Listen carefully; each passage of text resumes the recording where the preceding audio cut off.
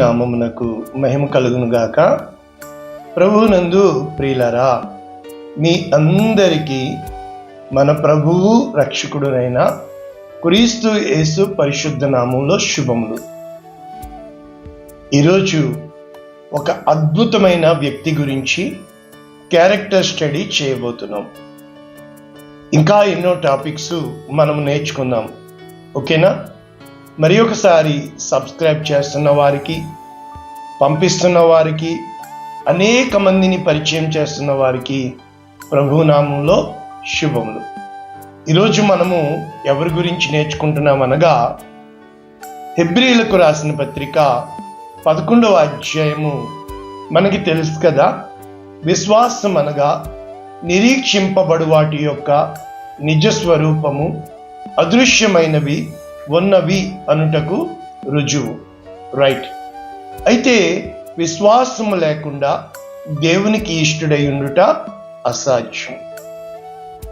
అటువంటి విశ్వాస వీరుల జాబితాలో 11వ అధ్యాయము 32వ వచనం, ఇంకా ఏమి చెప్పుదును, గిద్యోను, బారాకు, సంసోను, యెఫ్తా, దావీదు, సమూయేలు వారిని గూర్చియు ప్రవక్తలను గూర్చియు వివరించుటకు సమయము చాలదు.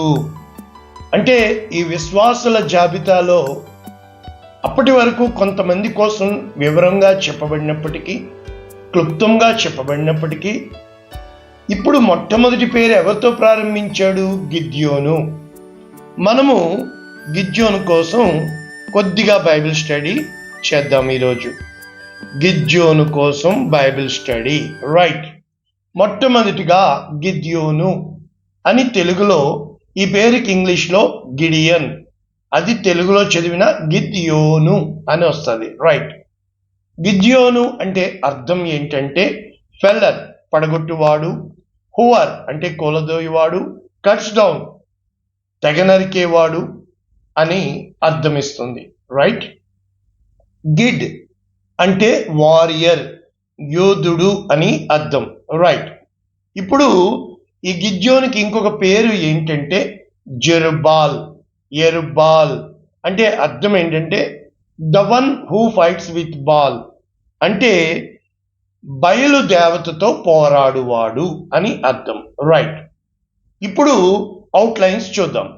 గిద్యోను ఏ గోత్రపు వాడు? మనష్షే గోత్రపు వాడు.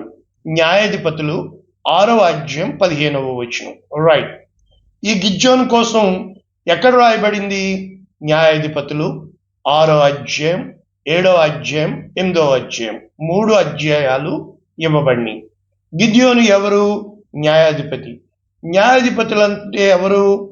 వారిని ఎవరినైతే హింసిస్తున్నారో ఇశ్రాయేలీయులను, ఎవరైతే ఇశ్రాయేలీయులకి మరి వారి నుంచి విడుదల చేసేవాడు.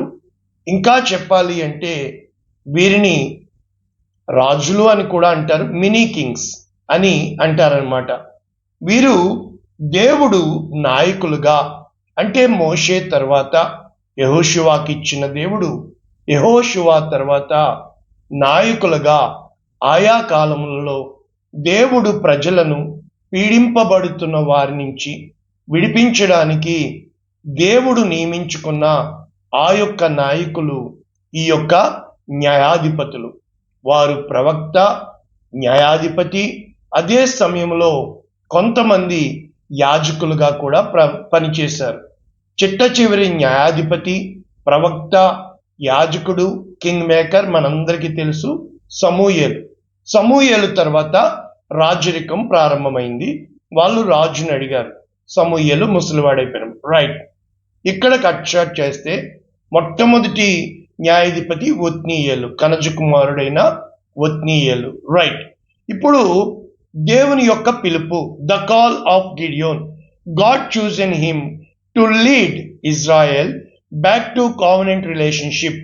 అంటే దేవుడు గిద్యోనుని ఏ విధంగా వాడుకున్నాడు అంటే, ఆ యొక్క చెదరిపోయిన ఇశ్రాయేలీయులను, అన్య దేవతలకు పూజ చేస్తున్న విగ్రహారాధికులైపోయిన ఇశ్రాయేలీయులను తిరిగి నిబంధన వైపు, దేవుని వైపు త్రిప్పుటకు దేవుడు గిద్యోన్ని వాడుకున్నాడు.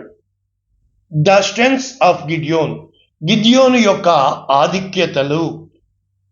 గ్రేట్ ఆఫ్ 15 జడ్జెస్ అంటే 15 మంది న్యాయాధిపతులు ఇశ్రాయేలీయుల్ని పరిపాలించారు. వారిలో ఒక స్త్రీ దెబోరా. రైట్. అయితే వీరందరికంటే ఘనుడు, గొప్పవాడు గిద్యోను కోసం బహుగా రాయబడింది. సంసోను కోసం కూడా మీకు బాగా తెలుసు, న్యాయాధిపతి సంసోను కూడా. రైట్. ఇక వీక్నెసెస్, అతని యొక్క బలహీనతలు. వీక్ ఇన్ ఫెయిత్, విశ్వాసములో బహుగా తను ఒడిదుడుకులు చేసినట్లు మనం ఇప్పుడు చూద్దాం, నేర్చుకుందాం. ఇక ఎనిమీస్, ఎవరితో యుద్ధం చేశాడు? మిడియనైట్స్, మిద్యానీయులు. రైట్. ఇన్సైట్, అతని యొక్క గుణగణాలు ఏమిటి? నెంబర్ 1 టిమిడ్, అంటే ఒక విధమైన భయము, సిగ్గు, మొకమాటము కలిగిన, అంటే పిరికివాడు. రెండవది కొరేజియస్, కానీ గుండెల నిండా ధైర్యం ఉంది, గుండెల నిండా సాహసం ఉంది, ఏమి చేయాలో అని ఏదో చెయ్యాలనే తపన ఉంది, ఆరాటం ఉంది. రైట్. ద నెక్స్ట్ ఫెయిత్ఫుల్, నమ్మకస్తుడు. ఈ 3 అంటే అవుట్లైన్స్ కదా మనం చూస్తున్నాం. రైట్.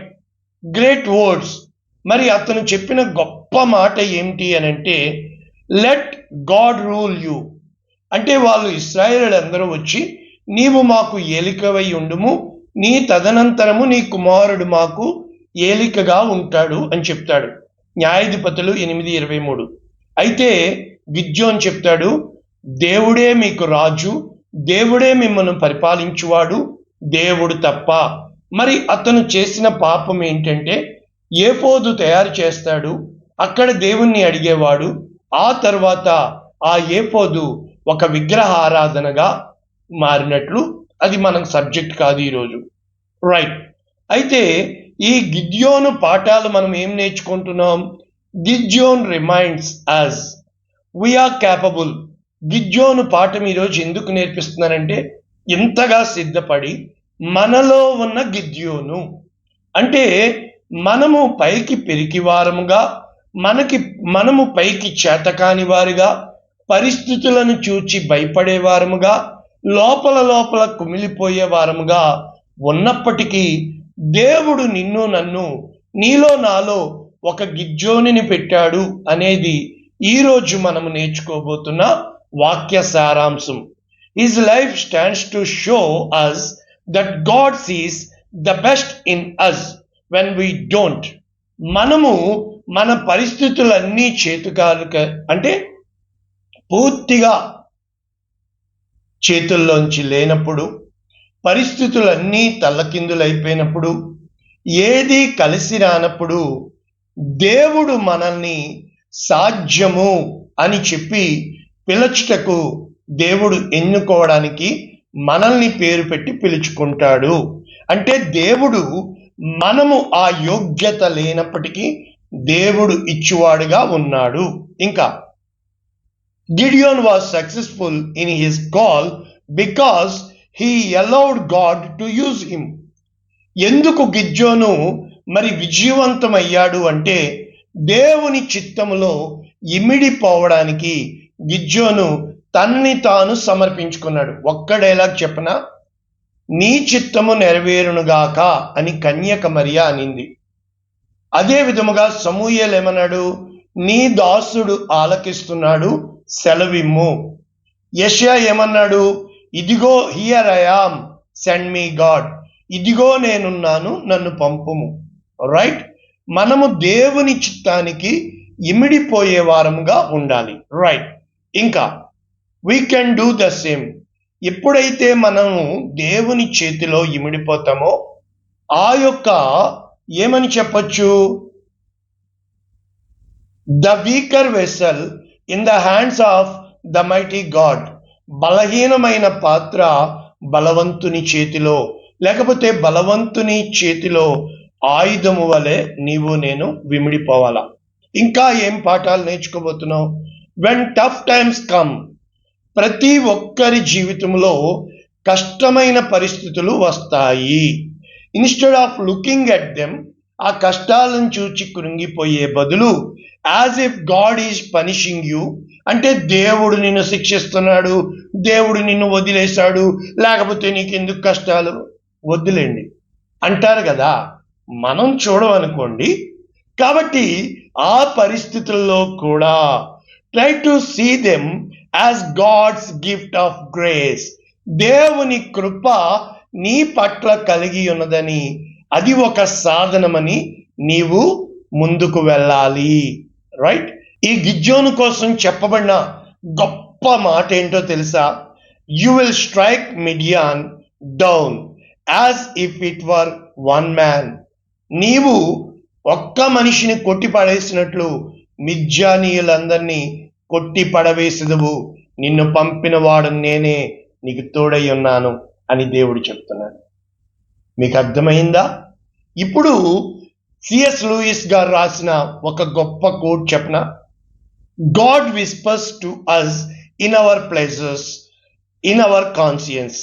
అంటే అర్థం ఏంటంటే, దేవుడు ఏ విధముగా మాట్లాడతాడు? మనము సంతోషముతో ఆనందంతో గంతులు వేస్తున్నప్పుడు మన అంతరంగంలో దేవుడు గుసగుసలాడతాడట. రైట్? అయితే but shouts in our pains, it's is megaphone to rose A deaf world. అంటే మన బాధల్లో ఆయన కేకలు వేస్తాడంట మెగాఫోన్ పట్టుకుని. అది ఆయన తీరు. చూసారా?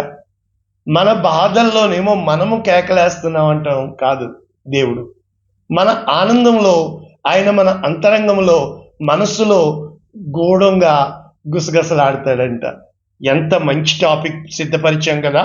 రైట్, ఇప్పుడు మనము వాక్యంలోనికి వచ్చేస్తే, ఈ న్యాయాధిపతులు 6వ అధ్యాయంకి వెళ్ళే ముందు మనము ఇక్కడ గిద్యోను ఒక బలిపీఠం కట్టాడు.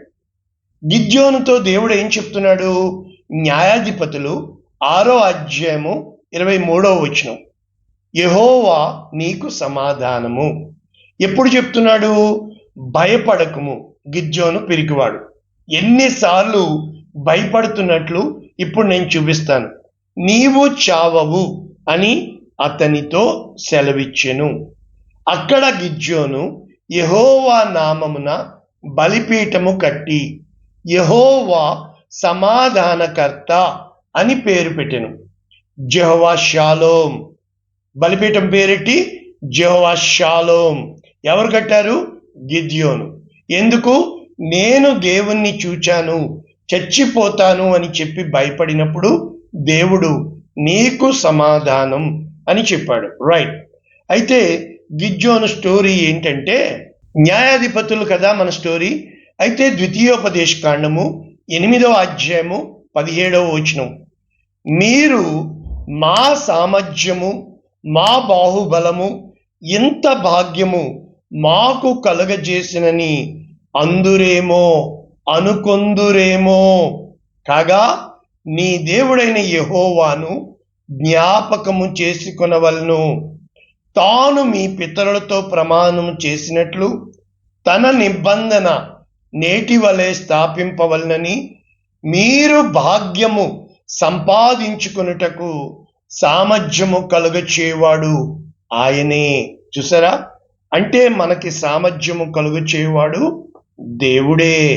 6వ అధ్యాయము 1వ వచనంలో ఏముంటుంది అంటే, ఆ యొక్క ఇశ్రాయేలీయుల దారుణమైన స్థితి ఇక్కడ ఉంటుంది. ఎలాగ కనబడుతుంది మనకి? ముందు వెనక చూడాలి కదా. న్యాయాధిపతులు 6వ అధ్యాయం 1వ వచనం, ఇశ్రాయేలీయులు యెహోవా దృష్టికి దోషులైనందున యెహోవా 7 ఏండ్లు వారిని మిద్యానీయులకు అప్పగించెను. రైట్? దేవుడే శత్రువులకి అప్పగిస్తాడు. మిద్యానీయుల చెయ్యి ఇశ్రాయేలీయుల మీద హెచ్చాయను గనుక వారు మిద్యానీయుల ఎదుట నిలవలేక కొండలు, వాగులు, గుహలు, దుర్గములను సిద్ధపరచుకుంది. ఇది వీరి పరిస్థితి. ఇంకా ఇశ్రాయేలీయులు విత్తనములు విత్తిన తర్వాత మిద్యానీయులు, అమాలేకీయులు అందరూ వచ్చి విస్తారముగా వారి మీద పడి అంతా ఎత్తుకొని పోయి ఎద్దును గాని, గొర్రెను గాని, గాడిదను గాని, జీవన సాధనమైన మరి ఏది ఇశ్రాయేలీయులకి ఉంచలేదు.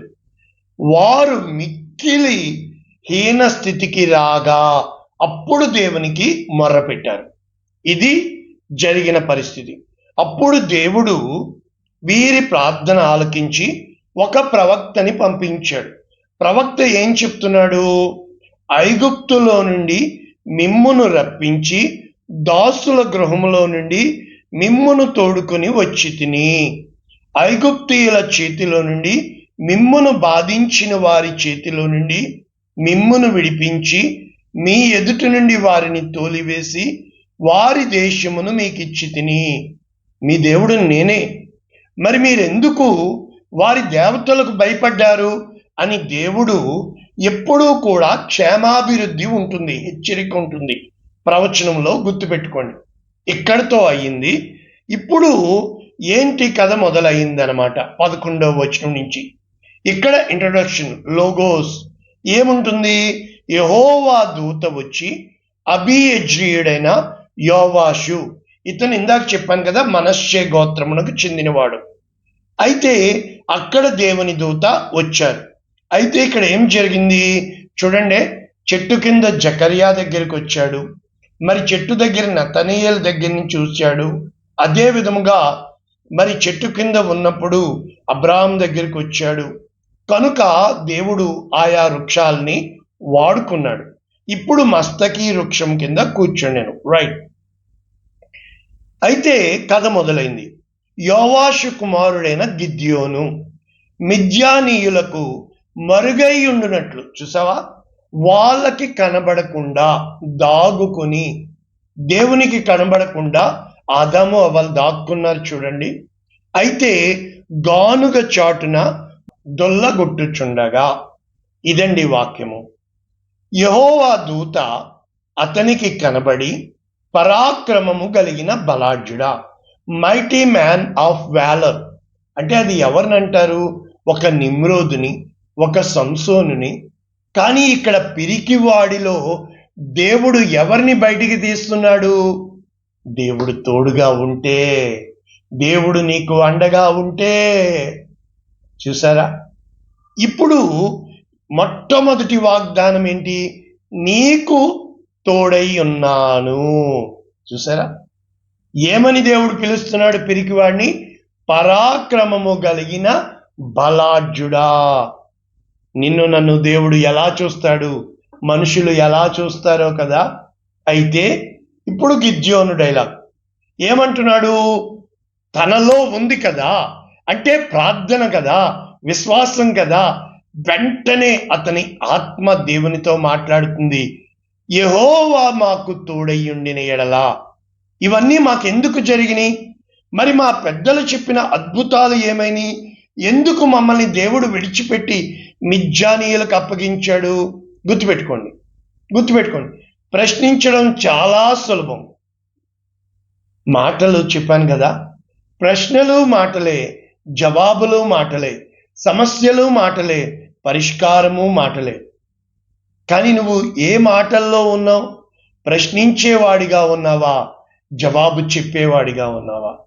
అంటే ఎదుటివారిని నిలదీసేవాడిగా ఉన్నావా? ఎదుటివారిని నిలబెట్టేవాడిగా ఉన్నావా? దేవుడు నిన్ను నన్ను వాడుకోవాలి అని అంటే, ప్రభువునందు ప్రియమైన దేవుని బిడ్డ, దేవుడు మంచివాడు. గుర్తుపెట్టుకోండి. ఇప్పుడు ఏమంటున్నాడు? ప్రశ్నించాడు దేవుణ్ణి. దేవుడు ఏం చెప్పాలా? ఇది జరిగింది, అది జరిగింది అని చెప్పాలా? అలా ఇప్పుడు చెప్పడు. నా దగ్గరికి ఎవరైనా వస్తే ప్రశ్న అడుగుతారు కదా, ప్రశ్నకి నేను జవాబు చెప్పను. వాళ్ళు మర్చిపోతారు. ఎందుకు అంటే ఆవేశంతో వస్తారు, థర్డ్ డిగ్రీలో వస్తారు, మంచి టెంపర్లో వస్తారు, కూల్గా మాట్లాడతారు. రైట్. ఇప్పుడు దేవుడు ఏమంటున్నాడు? అతని తట్టు తిరిగి బలము తెచ్చుకొని వెళ్ళి మిద్యానీయుల చేతిలో నుండి ఇశ్రాయేలీలను రక్షింపుము, నిన్ను పంపినవాడని నేనే. ఇది గో ఇన్ స్ట్రెంగ్త్. నేను అనుకున్నాను నీకు ధైర్యం ఇస్తున్నాను పొమ్మంటున్నాడా, నీకు బలం ఇస్తున్నాను పొమ్మంటున్నాడా? లేదే. ఇది నేను ధ్యానం చేశాను ప్రభా, ఈ వాక్యం నేను చెప్పాలి ప్రభా, గిద్యోను గొప్పోడు ప్రభా, నేను ఇంకా పిరికోడిని ప్రభా. అయితే చెప్పనా, ఇక్కడ ఏం జరిగింది తెలుసా? Go in strength. ఏంటి, నువ్వు నన్ను అడిగావే అద్భుతం ఏమైందని, ఆ ధైర్యంతో పో, నిన్ను పంపిన వాడని నేనే.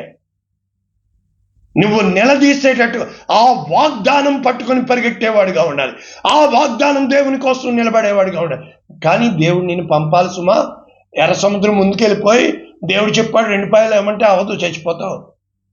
అలా కాదులేండి, రైట్? అయితే ఇప్పుడు మనోడికి ఏమైంది? గిద్యోను గారికి చిత్తము నా ఏలినవాడా, ఏమంటున్నాడు?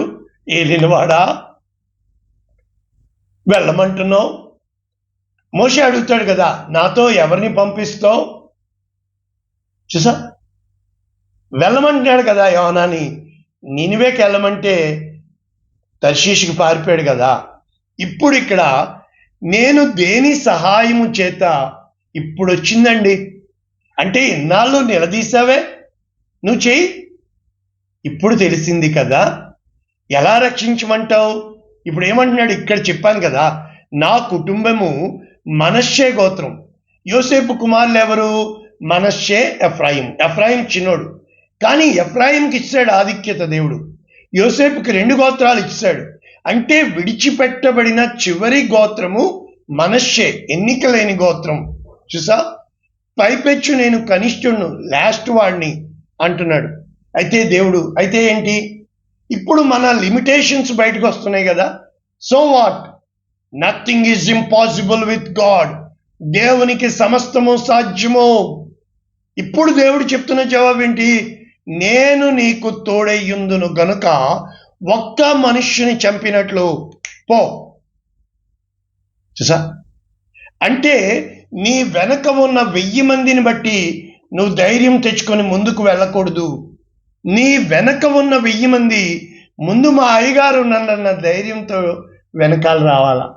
ఎంత గొప్ప సంగతి కదా, ఏంటో కదా. ఇప్పుడు మన గిద్యోను గారు అంటున్నారు, నా ఎడల నీకు కటాక్షము కలిగిన ఎలా. మోషే వాడిన డైలాగ్. అయ్యా, ఇది నువ్వేనా అని నాకు ఒక సూచన ఇవ్వి, ఒక పని చెయ్యి, నేను ఒక బలి అర్పణ తెస్తాను. దేవునికి భోజనం పెట్టిన వాళ్ళు ఎంతమంది ఉన్నారో తెలుసా?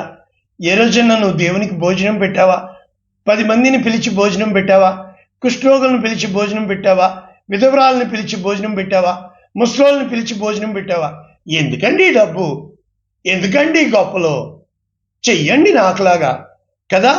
ఇప్పుడు నేను నీకు భోజనం తెస్తాను, తిను అంటాడు. వెంటనే భోజనం సిద్ధపరిచి తీసుకొస్తాడు. ఇప్పుడు ఇక్కడ ఏం జరుగుతుంది? ఇదంతా చదివితే కుదరదు, ఇంకా మనం వాక్యంలోకి వెళ్ళాలి. దేవుడు అది ముట్టి తింటాడండి, అది దెబ్బకి స్పాట్లో అదృశ్యమైపోతుంది. అప్పుడు గిద్యోను అంటాడు, తెలిసిపోయింది దేవుడని.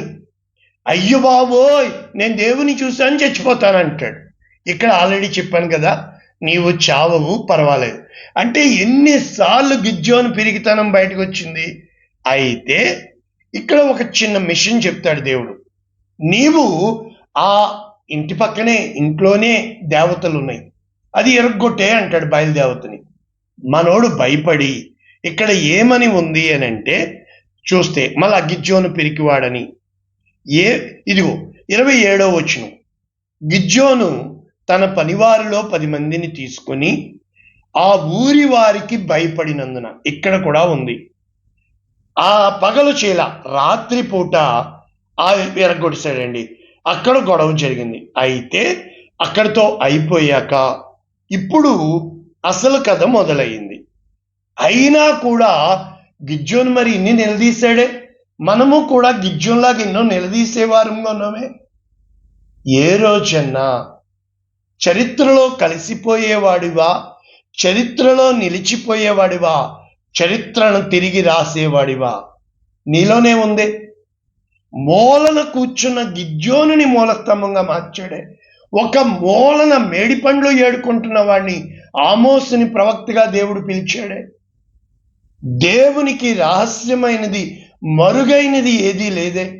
ఇక్కడ ఏం జరిగిందంటే, ఇప్పుడు గిద్యోను బోర ఊదాడండి, అందరూ వచ్చారు. అయితే గిద్యోనికి ధైర్యం సరిపోలా, అనేక మంది వచ్చారు. ఇప్పుడు ఎక్కడికి వెళ్ళిపోతున్నాం?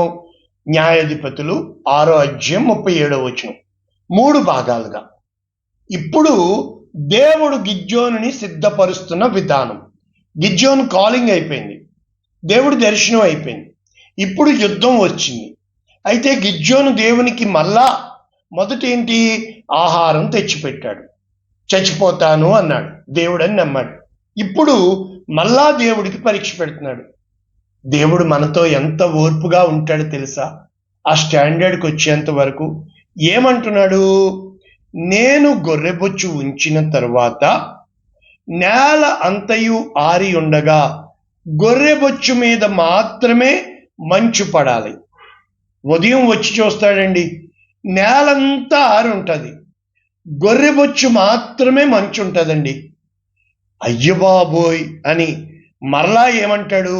నీ కోపము నా మీద మండనీయకము ఇంకొక్కసారి అని చెప్పి ఏమంటాడంటే, మొత్తం నేల అంతా మంచు పడాలా, గొర్రెబొచ్చు మాత్రమే పొడిగా ఉండాలా. ఆపోజిట్. ఆ రాత్రి దేవుడు అలాగే చేశాడండి. అంతే.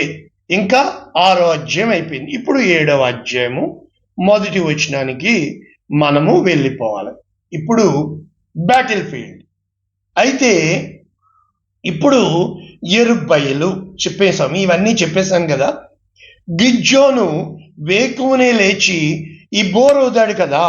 మొత్తం ఎంతమంది వచ్చారు? 32,000 మంది వచ్చారు.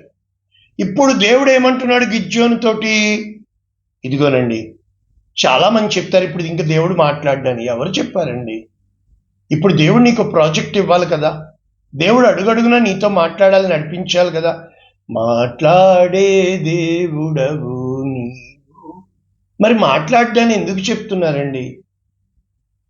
ఆయన నీ అంతరంగంలో మాట్లాడతాడు, నీకు నెమ్మదిగా మాట్లాడతాడు. ఇక్కడ ఏమంటున్నాడు?